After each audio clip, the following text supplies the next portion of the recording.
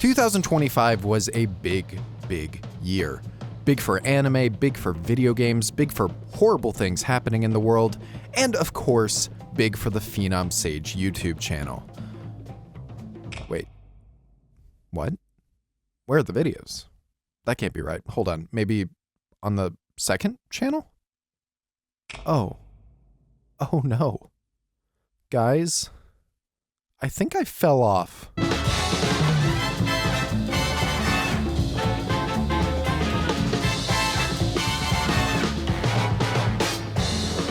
Maybe you didn't want to see me again, but I wanted to see you again, and I'm back once more with a self-proclaimed award show to self-indulge in all of my favorite and not so favorite things throughout the year. We'll go from category to category, topic to topic, until we eventually reach the final stop of what my favorite thing of all things was in 2025. The only rule is that there are no rules. I can put whatever I want, whenever I want, however I want in this video, as long as it was a part of my 2025 to some capacity. For both my sake and my editor's sake, it won't be as long as last year's, but buckle up regardless for a journey through my year, because I hope you enjoy the Best of Everything Awards 2025.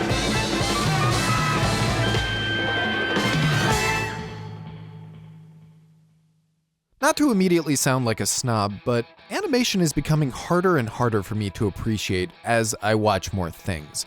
Not because there's a lack of talented animators and talented animation within the stuff that I'm watching, but because my values have slowly shifted from appreciating the technical excellence of the animation to more so appreciating how that animation is brought together into a cohesive whole to elevate the overall content. That is to basically say, cloud farmers have slowly jaded me from appreciating animation in a vacuum, and now I just want to watch the goddamn material. While many consumed a series like Samurai Legend Yaiba through Sakugaburu and Twitter, I sat through all 24 episodes of this sanded down, filtered 90s shonen comedy remake just because I love the people who make it, and I wanted to see what their vision actually was.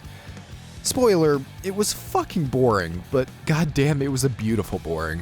Stuff like this is what makes it hard to judge this category completely, because animation inherently means more to me when I actually give a shit about what I'm watching. I could tell you that the Chainsaw Man movie, or Jujutsu Kaisen, or The Boy and the Heron, or The Colors Within were all landmark achievements in animation from what I watched last year, and they absolutely were. But I didn't care. I just didn't care at all about what I was actually watching on the screen. Can I really say something like that was the best animation that I saw last year? No. No, I don't think I can. Not when I watch something like Ruri Rocks, the most beautiful geology class that I've ever had, or Episode Black in Star Wars Visions, Shinya Ohira's generational hallucinogenic masterpiece, or Taco P's Original Sin, a series that exemplifies why we shouldn't be so tied to TV anime limitations, or Heavenly Delusion, this gold standard production for a story that honestly didn't even need it because it was already so good. Animation still rules, it's just all about finding what clicks with you on a personal level. And to now contradict everything that I've been telling you for the past few minutes, my favorite animation of the year goes to a movie that I don't think I could tell you a single thing that actually happened within it. Children of the Sea took me by the collar and slapped the shit out of my jaded perception on animation. It is an audio-visual cacophony that genuinely transcends the boundaries of what I thought animation could be. If you want the simple, not a quote on the box version of that statement, it's fucking insane. Not only is this technically brilliant in a way that's rarely ever seen in the animation industry, not only is it creative and novel in ways that I have never seen before, but it all comes together in such a perfect way that you don't even really need to care about what is actually in the movie. I know that contradicts everything that I've been saying, and believe me, this is not the norm. Ordinarily, you should care about the material that you're watching. But Children of the Sea is just on such a transcendent level of audio-visual design that it is genuinely worth watching for that aspect alone. Up to this point in my life, Redline was always my go-to for what I thought was the best animated piece of media ever made. Not anymore, man. Children of the Sea takes that crown.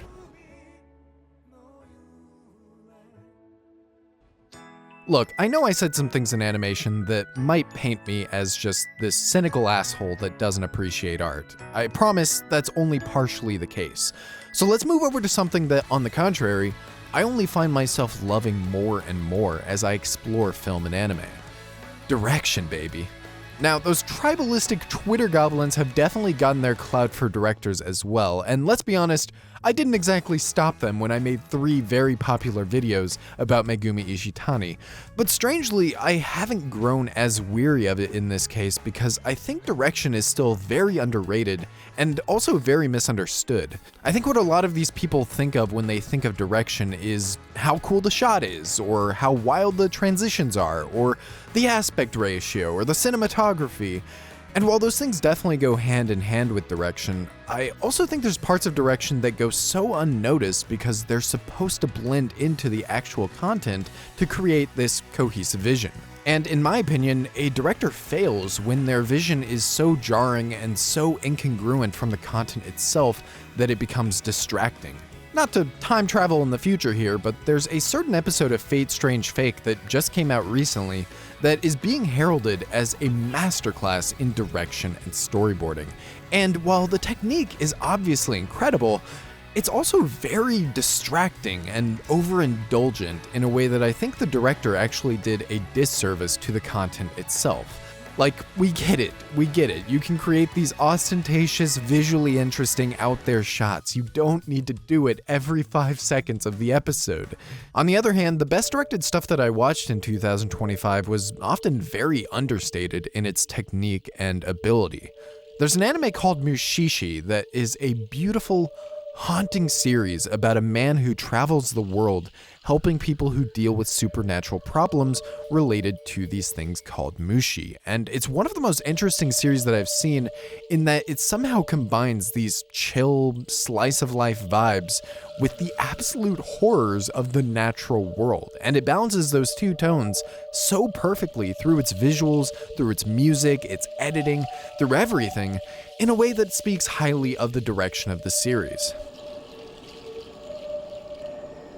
It's not the only way to do things, though, because another series that blew me away with its direction in a much less subtle way was Kaguya-sama Love is War.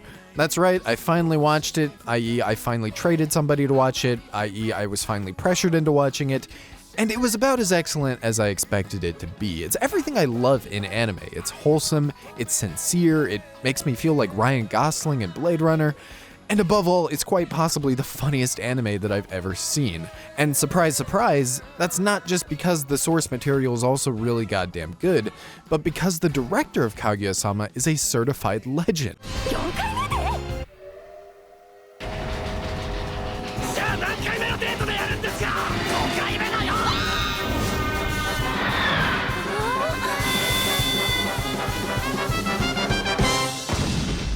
This is a guy who knows the perfect way to accentuate every scene, every gag, every moment within this entire series. He went so far as to make the announcement for Season 3 a complete adaptation of a chapter from the manga just because it worked so well.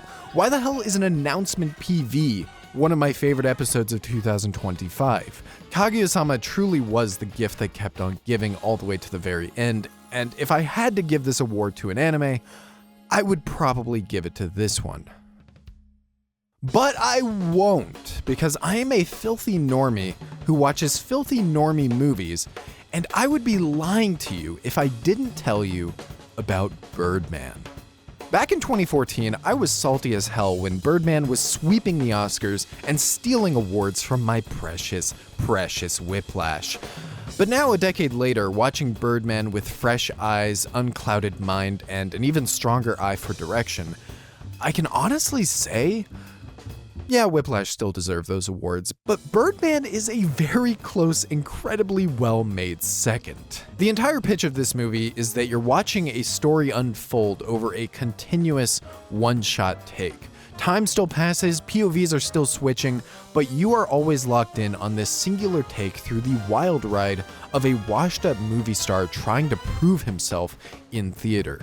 What's most impressive about that ride, though, is that for as over-the-top and ridiculous as this movie can get, it's always so perfectly tuned to the story. The technique and the craft never get in the way of the movie conveying itself. I'm looking at you, Fate. It wears the guise of this bombastic, theatrical production while hiding a very melancholic and sad story about this guy who struggles with finding his self-worth through the art that he creates, and the way that he flips back and forth from wanting validation from others and wanting validation from himself. Definitely nothing a modestly sized YouTuber like myself can relate to. Look, Birdman is a truly special experience, and I can't think of much else that deserves the best direction of the year more.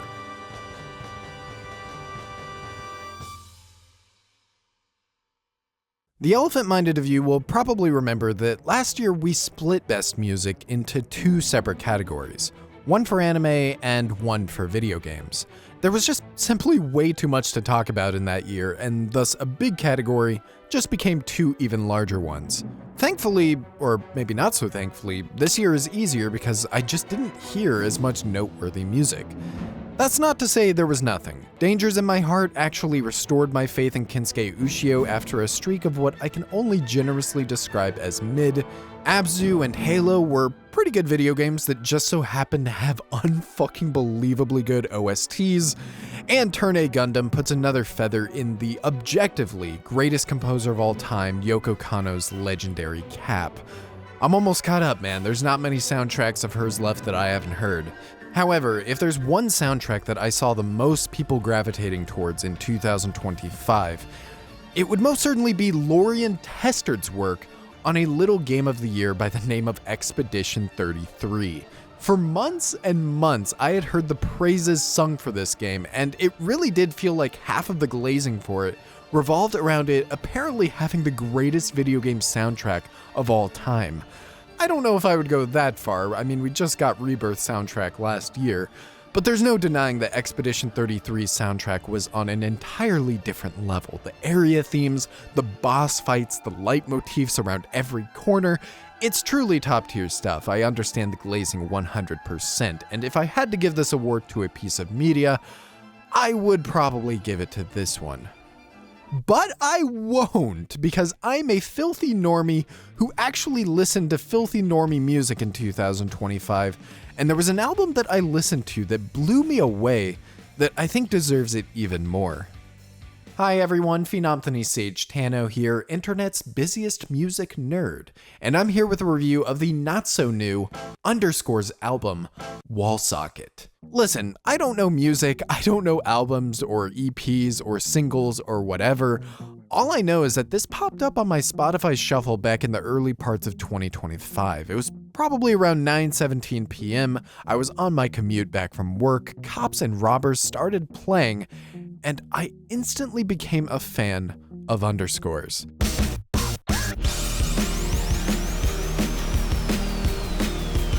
Then Local started playing. Then Duh started playing. And by that point, I realized this was probably one of the better albums that I think I had ever really sat down to listen to. Wall Socket is this EDM, pop, depression-fueled mania that happens to hide really goddamn dark and thoughtful stories underneath these top-tier bangers. I'm not the kind of person who usually even cares about lyrical proficiency. Like, just give me a good rhythm or a good production, and that's all I really need to keep replaying a song. But there's genuinely some hard-hitting, impactful messages buried in here that took me aback in a really good way. I'm feeling a strong Music of the Year award for this one, and I'm in a pretty good mood right now because it turns out we won't have to wait much longer for her next one. There were two big life events for me in 2025 that I will no doubt remember the year for the most. The first was finally going to my first ever anime convention at Anime Central in Chicago. Now, I know what you're thinking, a nerd like me has never gone to a convention before? And yeah, about that. I'm the shut-in kind of nerd, and I live in a remote area that is completely devoid of these kinds of events, so I've never even really thought about going to one of these things before, period. The only reason I made an exception this time and finally took the dive into doing it is because I noticed that two of my favorite idols, Eriko Nakamura and Asami Imai, were making unbelievably rare appearances in America at Anime Central, and I took that as the sign that, you know what, I should finally attempt to go to one of these things. Except, I couldn't leave it at just going. You know me, if I do something, if I try something, I always have to go extra in a completely unnecessary way.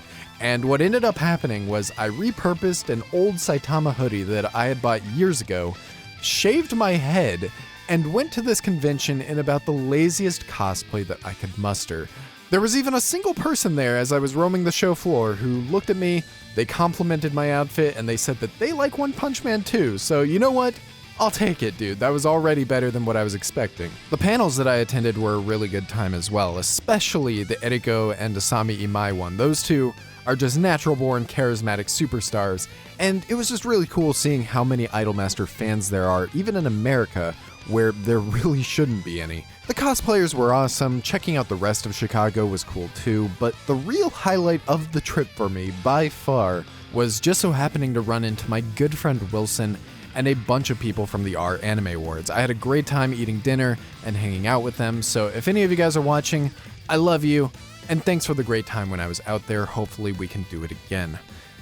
And also, where the hell is Medalist in Anime of the Year, guys? Come on now.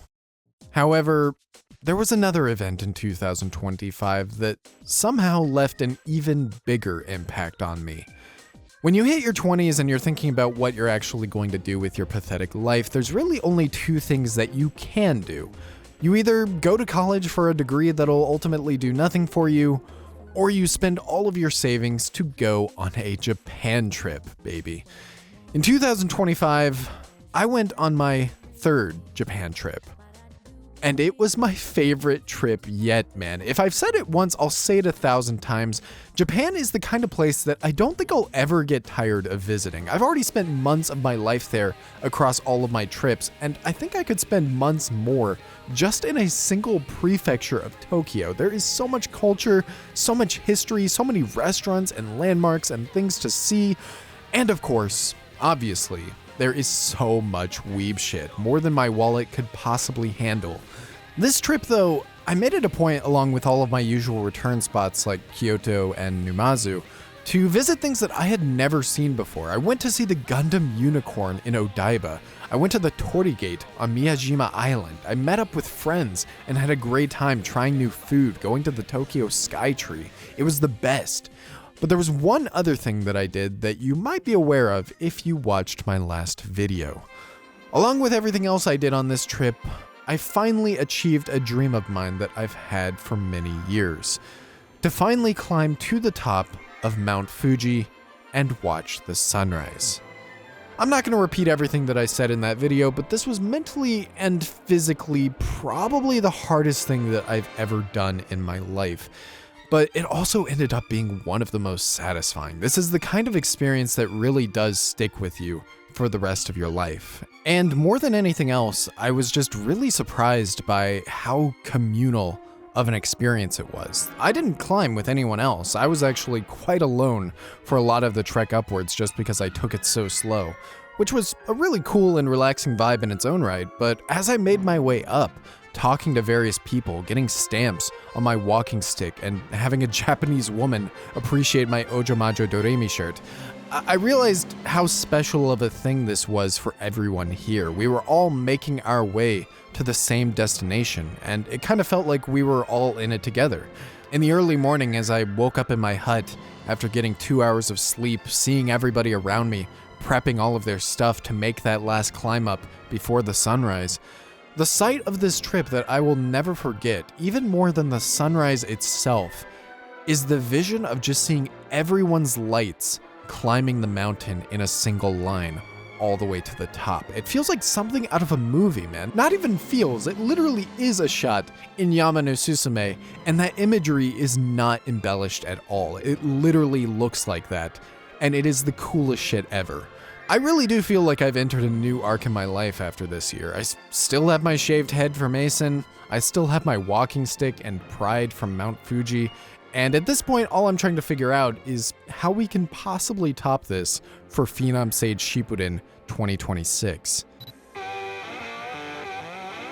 As big of a media connoisseur as I am, I actually have an off and on relationship with movies that basically means I'm either watching 10 movies in a single week, or I'm going several months without watching one at all. That's all to say that my movie watching was somewhat limited this year, and even among the limited selection, there were only so many that I thought were actually good TM.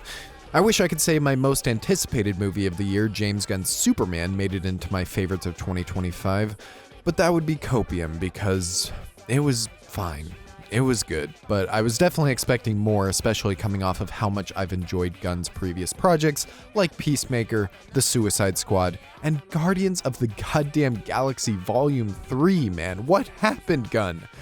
Marvel, I think, still has the edge up when it comes to James Gunn projects, but I'm hoping for the best for the future of the DCU. Birdman, we already talked about, a movie that I put off watching for years just to feel like an idiot when I finally sat down to watch how good it is. Pluribus doesn't technically belong here, but it's movie adjacent, it was hella good, and it gave me faith in at least one person in mainstream filmmaking not catering to TikTok brain. However, a movie that I really want to dive into here is one that I actually watched on my flight back from Japan. It was a long flight, I was passing some time, I pulled out my phone, rest in peace David Lynch, Get real. and I decided to watch Disney Pixar's Ratatouille. Now, I've already seen this movie several times, just to make that clear, but it has been a long-ass time, and watching Ratatouille for the first time in almost a decade really opened my eyes to something that I don't think I ever really truly appreciated. This is a fucking incredible movie, dude. Ratatouille to me is Brad Bird's magnum opus. Better than The Incredibles, better than Mission Impossible, better than The Iron Giant. It is unequivocally a masterpiece in my eyes. And I think the biggest thing that stood out to me on this rewatch is just the intentionality behind Brad Bird's direction, the way the little animation quirks highlight the subtler parts of the script, the way he messes with the color temp and the brightness of the scene in order to evoke different feelings of fear or warmth. The way that Michael Giacchino's incredible score is synced up to every little moment in every little scene. This is the kind of craftsmanship that literally puts tears in my eyes, man. Which isn't a great situation when you're sitting next to two strangers on a long flight in coach back to the States. It's a special fucking movie, man, and realistically, it probably could have won Best Direction, it probably could have won Best Music, but like I said, I've already seen this movie many times. It's not super fair to the competition. All it's really here for is to say that if you haven't seen Ratatouille in a while, or if you haven't seen it ever, may God have mercy on your soul, you should really, really fix that immediately. The actual movie of the year, though, one that I had never seen, but was always recommended profusely to me on the Discord server, shout out to Snow, is a French historical drama called Portrait of a Lady on Fire. There's really no way for me to talk about this movie without sounding like a pretentious asshole. I'm sure somebody out there just thinks that I'm a goddamn snob for putting some foreign language art house film over fucking Ratatouille. But it really is just that damn good, man. In fact, Portrait of a Lady on Fire is good precisely because it is not made for a mainstream audience. This is a slow, thoughtful movie that somehow conveys humanity and love in such a beautiful way that I can't recall the last time has resonated with me this much. It's a story about two women who fall in love with each other over a very brief span of time, and the precious moments that they spend together until they eventually have to part by the end. It doesn't exactly sound original when I put it like that, but it's the way their relationship changes over that span of time, the way that such an authentic and believable relationship is presented to the audience. To me, that is what makes this film so unique and so emotional. It's kind of telling to me that one of the scenes that I think of the most when I think about this movie is just this completely innocuous moment in the middle of the film where the three stars are all playing cards with each other at night. Je vous en prie. Deux cartes. And that's it. There's literally nothing else to this scene. No important dialogue, no pivotal moments. It's not even a long scene to begin with, but it's just the humanity here, the way these characters feel so real and so tangible to me. the happiness that I felt from watching them grow closer to each other. That is what makes this movie so magical to me, and if you have ever listened to one of my weirder, more niche recommendations before, I hope you'll take this one because it is easily my favorite movie of 2025. For being as big of a filthy, sweaty gamer as I am, I actually don't have as many games to talk about this year. Not because I didn't play a lot, but because of an unfortunate mixture of the games that I was playing either being mid, being really fucking long, or being games that I've already played before. And sometimes a combination of all of those things, like in Zelda Tears of the Kingdom's case. Still though, revisiting games that I haven't played in ages like Okami, Kingdom Hearts, or Zelda Minish Cap was definitely hella fun, and it gave me a reminder that Kid Me did have great taste in video games. However, 2025 was interesting in that I spent way more time than usual playing games with other people. Like, what? You're supposed to actually interact with other people when you play video games? Well, yeah, and it happened to be some of the most fun that I had playing games this year. I went through the entirety of It Takes Two and Split Fiction with my best friend Dylan over on his Twitch channel, link in the description if you're interested. I played One Piece World Seeker on the Discord server with my good friend Arthur just because I lost a bet and had to beat that horrible, horrible video game on call to prove that I actually did it.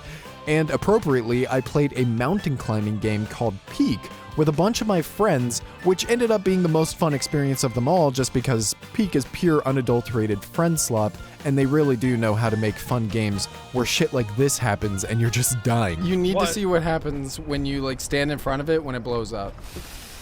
Oh, whoa!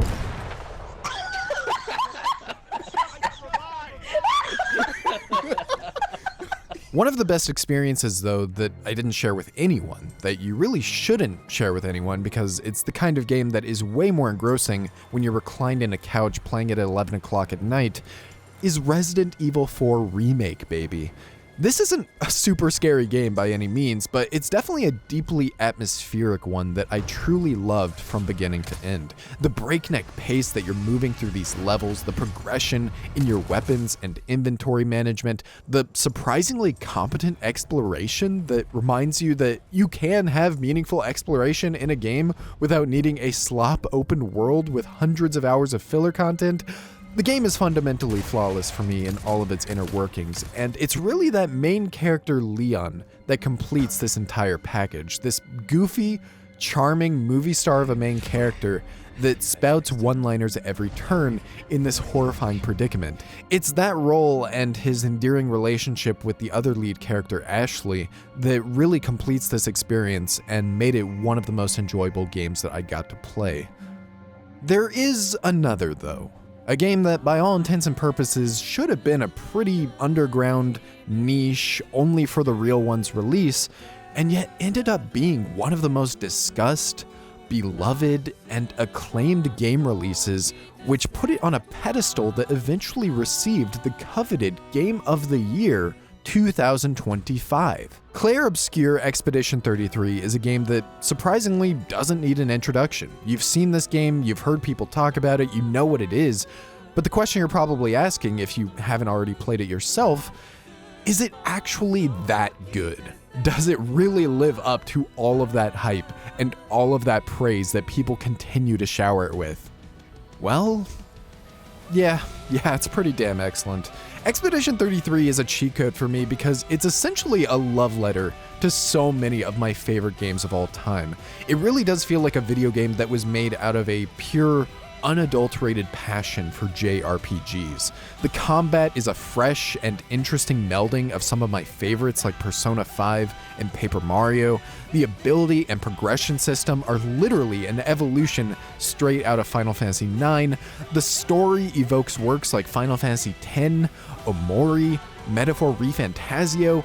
Expedition takes all of these inspirations, wears it proudly on its sleeve, and yet transforms them all into something that is undeniably their own. The director literally got up on stage during the Game of the Year acceptance and gave the biggest shout out to Hironobu Sakaguchi, the creator of Final Fantasy, man. It's just so wonderful to see a game like this, made by this underdog studio, targeting all of my personal preferences, and it still comes out this good, and everyone loves it. It's the feel-good story of the year. It's not my favorite game of 2025, but I do think it deserved to be the best.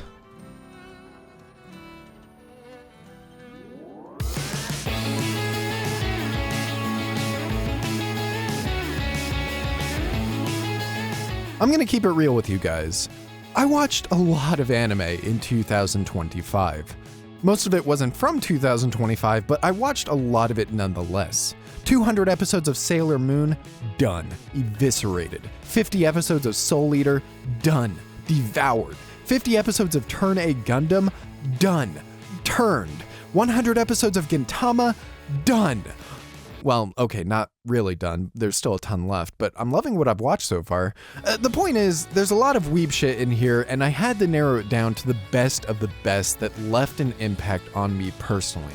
So don't be sad if you were waiting for me to talk about Heavenly Delusion or Taco P. They were good series, but there are even better. Kaguya-sama Love is War is the kind of series that I've waited to watch for years because I just knew I was going to love it, man.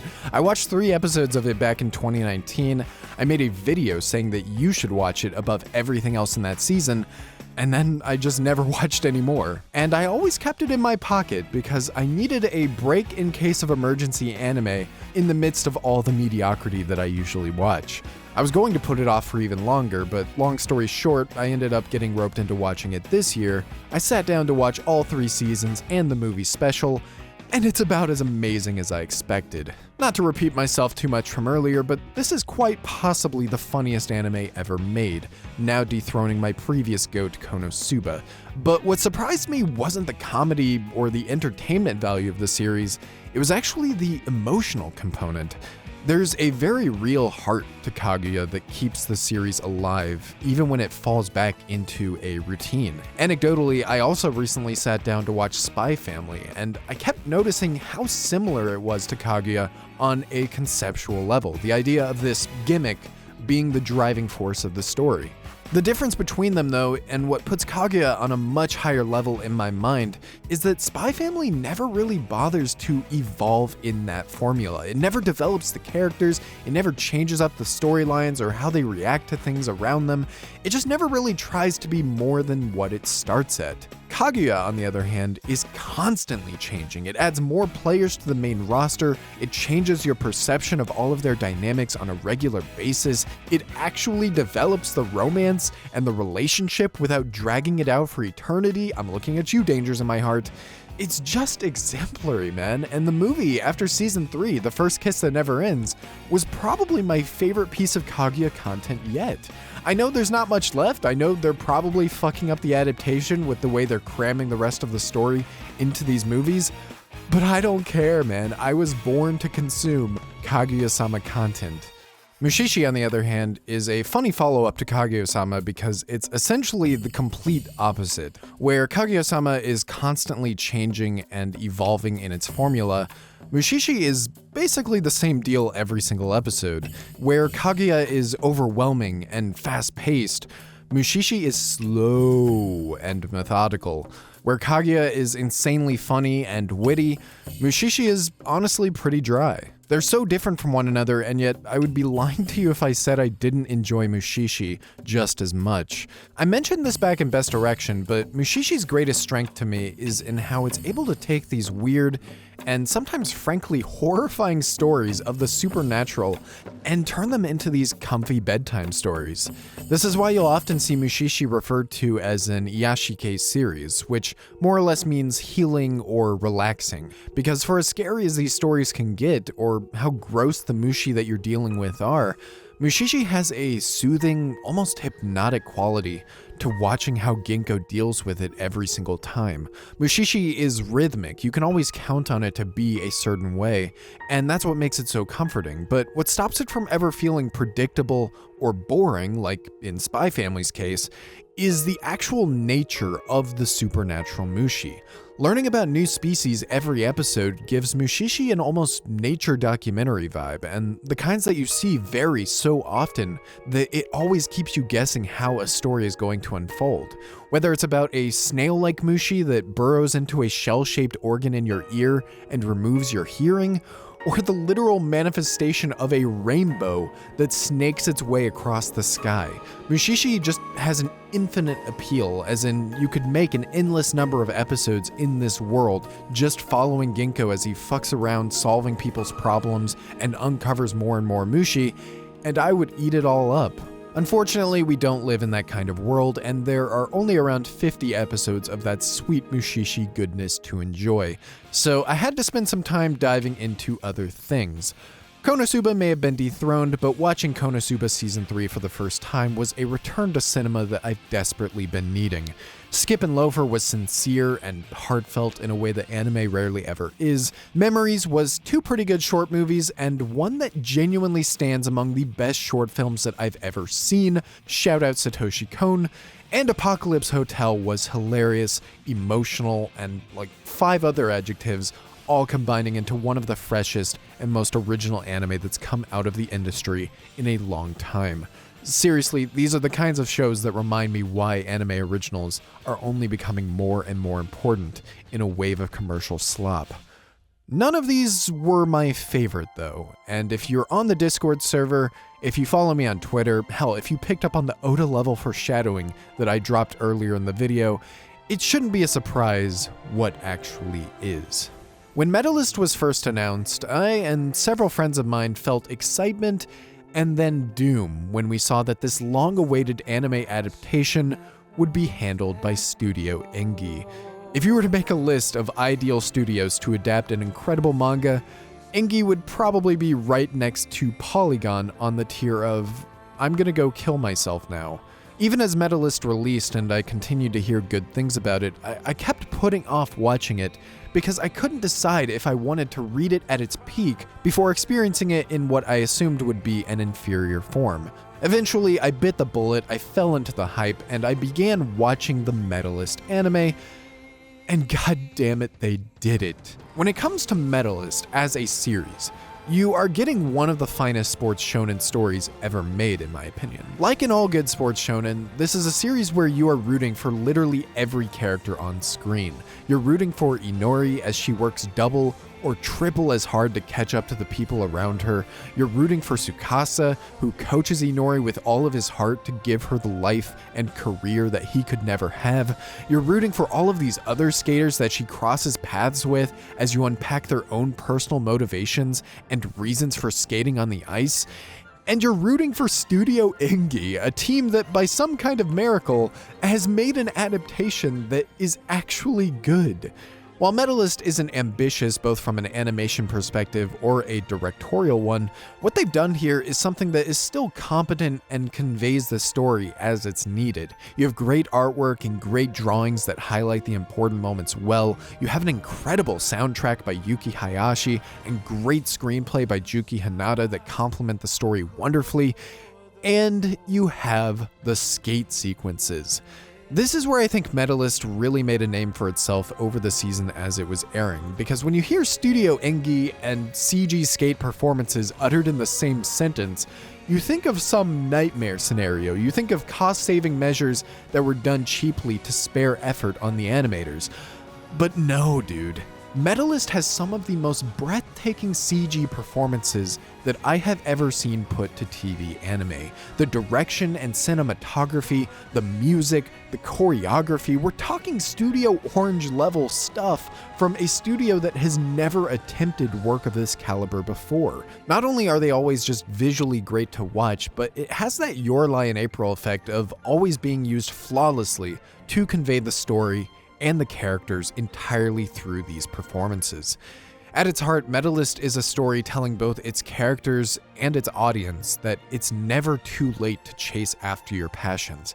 It empathizes with those that have given up, but it always gives you hope that you can make something of your future no matter what your circumstances are. It's fucking beautiful. It's touched me in a way that no other anime did in 2025. Season 2 has been just as good, and it is without a doubt my favorite anime of the year. At long last, we've reached the end of the video, but before I can crown what I felt was the best of 2025, we have to talk about the worst of 2025. Not because I want to, but because I have to. Like, literally, I wanted to cut this section, but there's something at the end of the video that won't make any sense if I don't do this. You'll see what I'm talking about, so fuck it. Let's blast through all the shit that I really didn't like this year. Beck should have been Mii-core, but it ended up being a baffling and bizarrely bad music anime. Jet Set Radio Future was a bloated and miserable follow-up to the charmingly jank Jet Set Radio. Final Fantasy VIII was the last mainline Final Fantasy that I had never beaten, and it's now also the worst. One Piece World Seeker was just as bad as I knew it would be in my video from 8 years ago. Jujutsu Kaisen was pretty good. But the Shibuya incident arc was so bad that it soured me on the series as a whole. And Gundam G-Quux truly makes me contemplate why I have spent months of my life watching so many Gundam series when so many of them turn out to be ass, dude. Seriously, I watched the OG. I understood all the cameos and references and pandering slop in this series. I was the target audience by all intents and purposes, and this shit was still nonsense. However, all of these pale in comparison to the true worst of 2025. A series that felt like a betrayal of everything that I hold dear. A series so diabolically evil that it actually retroactively damaged a series that I love. When Bandori Mai Go ended with its final episode, it left a promise for the future. The unraveling of one of its main characters and an entirely new band that would serve as the rival to our protagonists. This was hype as fuck, to put it lightly. Me and the Maigo brothers waited patiently for the sequel series Ave Mujica to finally drop so we could experience something of that pristine quality again. However, what we got was a sham. Ave Mujica takes the heart and soul that filled Maigo and replaces it with cheap melodrama and phony theatrics. It's a series that desperately wants to invest you in a completely unlikable cast of characters, and yet keeps piling on an endless barrage of infighting, misunderstandings, and corny plot twists without ever actually bothering to resolve or give catharsis to anything it sets up. I cannot understate this. This is a series where literally everyone fucking sucks. This also tragically extends to our returning characters from My Go. Despite the series being called Ave Mujica, we spend a freakish amount of time still focused on My Go and trying to take care of all the loose ends there, which ordinarily I would completely welcome in the sea of all this other bullshit. But because of the nature of how these stories intertwine and the way they wrote the conclusion to some of those loose ends, they end up almost feeling out of character, and it makes you like them less as a result as well when they're surrounded by all of this other garbage. The only worse thing than sitting through something bad is sitting through something bad that you thought would be generational. My Go was a beautiful little story about a group of people with their own individual problems and trauma coming together to overcome it as a band. Ave Mujica, on the other hand, is a doomer melodrama that fails at every message it attempts to say and just feels miserable to watch in almost every episode. There's nothing else to say, dude. It is the worst thing that I watched in 2025. Have you ever had those times where you watch or play or experience something and it's good, you like it, but it's not much more than that? You kind of acknowledge it for what it is and then you move on with your life. And yet, as time passes and you let it simmer in your brain longer and longer, and you start thinking about it again, you think, actually, that was really damn good. You think about specific moments and things within that resonated, and like some kind of virus, your memory slowly starts changing your opinion of it for the better. The reason I'm telling you this highly specific scenario is because in 2019, I played The Legend of Heroes Trails in the Sky, first chapter and second chapter for the very first time. And I liked it. Sometimes really liked it, but it wasn't exactly moving the needle as far as my favorites in video games were concerned. I knew they were attached to a massive franchise. I knew I had only just scratched the surface of this long-running epic story, and I was genuinely interested in continuing to play them, but then I just didn't. And I put that off for years and years as I kept telling myself that someday I would eventually go back to them. But it was like a worm in my head, man. Not only was I continuing to think about the things that I loved in the games, but I was also thinking about the stuff that I didn't love. My tastes have changed a lot over the span of almost a decade at this point. Oh God, I'm old. And even the things that I wasn't as hot on, like the slow and methodical pacing or the overly optimistic shonen-like storytelling, all started to feel more and more appealing as I got older and my tastes changed. So in 2025, fresh off the announcement that Trails in the Sky First Chapter was getting a full remake, I sat down, I replayed the original first chapter, I replayed the original second chapter, I finally played for the first time the third chapter, and I can honestly say that I was a fucking idiot. The Trails in the Sky trilogy is a masterpiece in gaming and has skyrocketed into my favorite games of all time.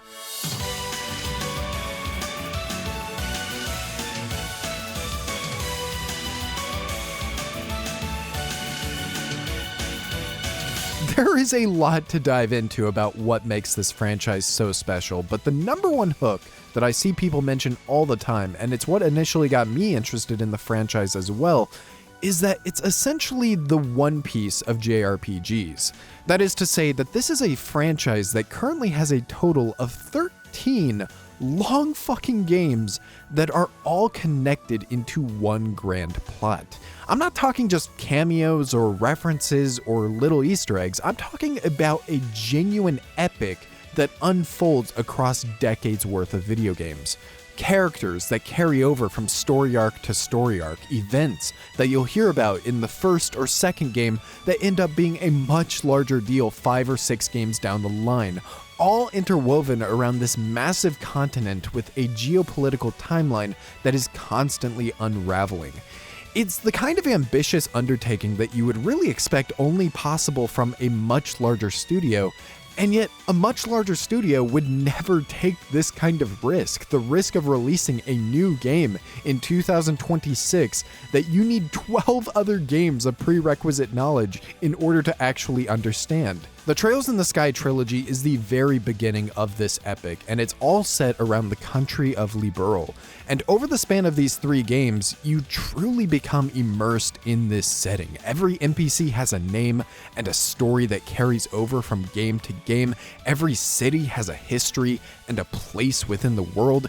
You hear about the neighboring countries, you hear about the past, you hear about what will shape the future. The continent of Zemuria feels alive in a way that I have never really felt while playing a video game.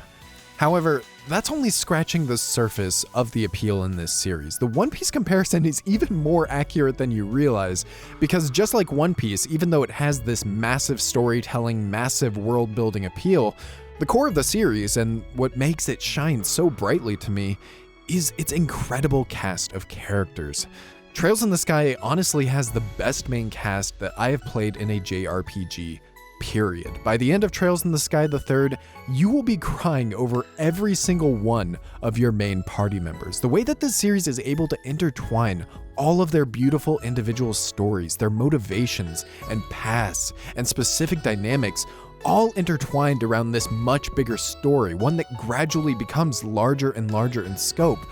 That is not easy by any stretch of the imagination, and yet Sky constantly does it and makes it look effortless.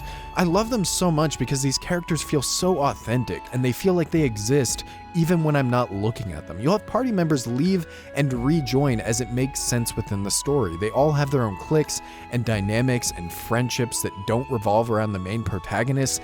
It's just wonderful, man. It all feeds into this overall picture of a living, breathing world with living, breathing characters.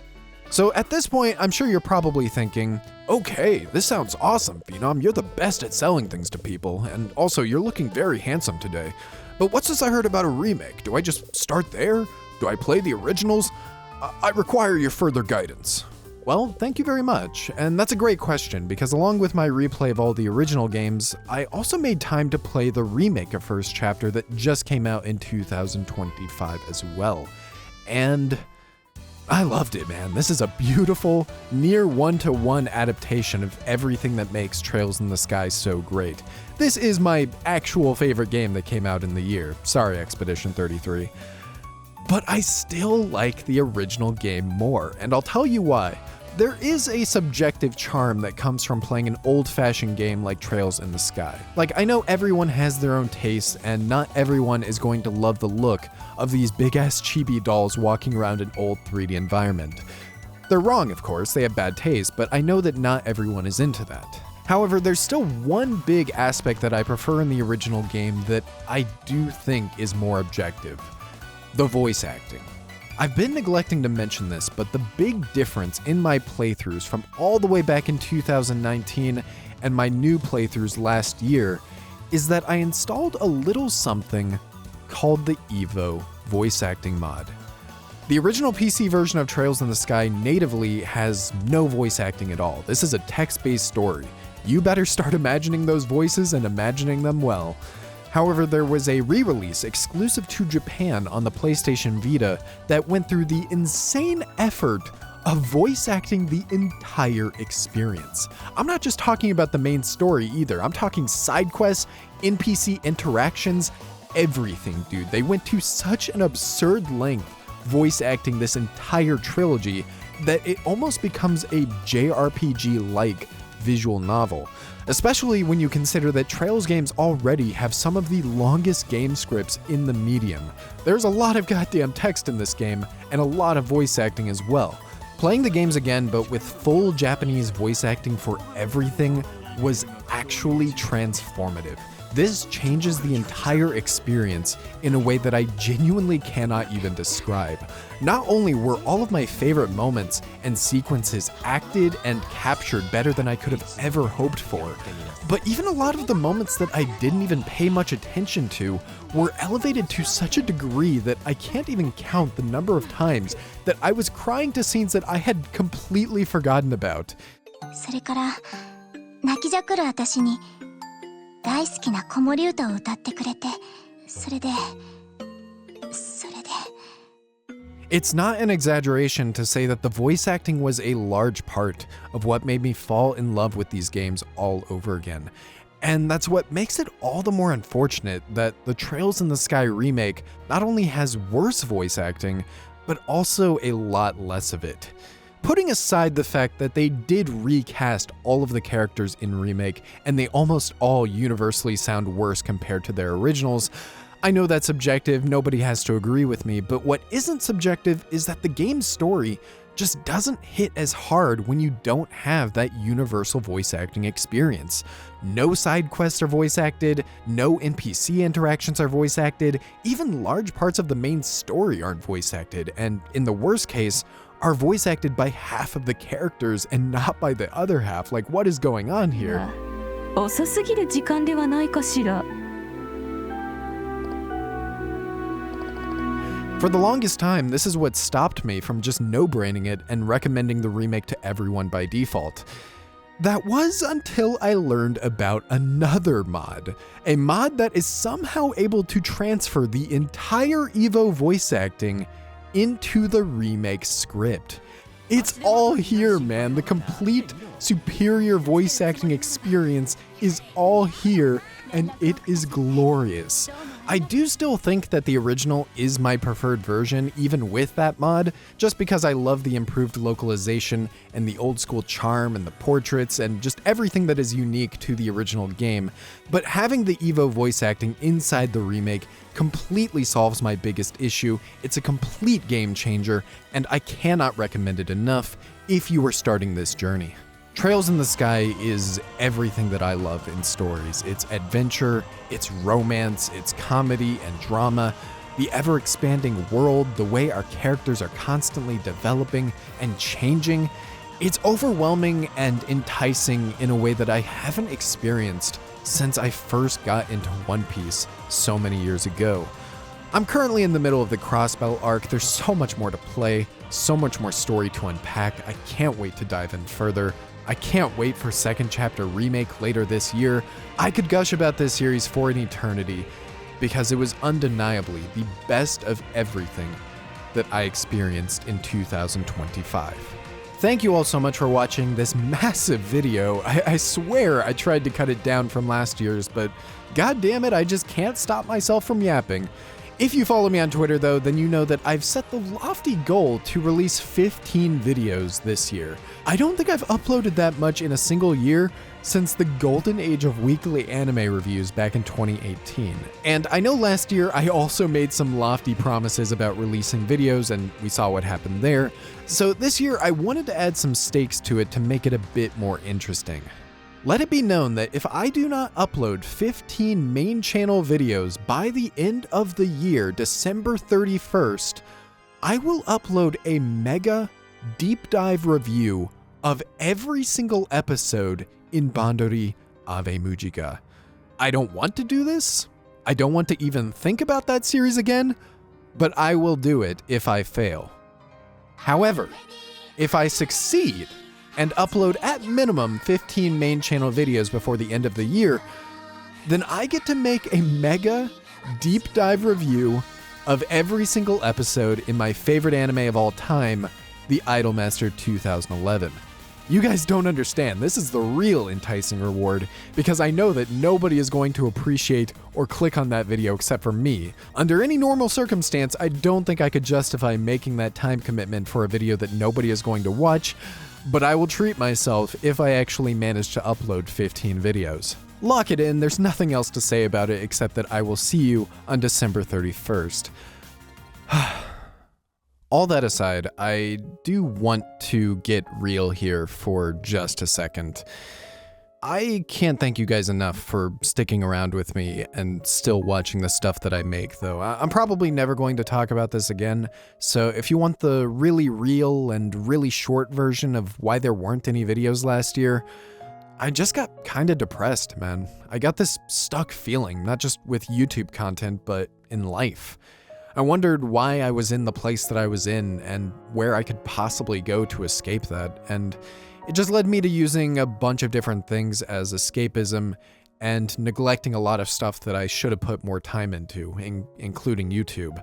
I can't say that I'm a changed man now or that I'm in an entirely different place than I was before, but I'm doing my best. I want to connect with more people, I want to see more things, I want to try more experiences, and I want to make more videos. And if you're interested in connecting, if you want more people to talk to just like I do, then I mean this 100% sincerely, no shilling involved. I really do recommend joining the Discord server in the description below. Maybe it won't fix everything that's going on in our lives, but I promise I will appreciate somebody new to talk to, and I think everybody else will too. Thank you all so much for watching. I hope you're having a wonderful day, and I will see you in the next video.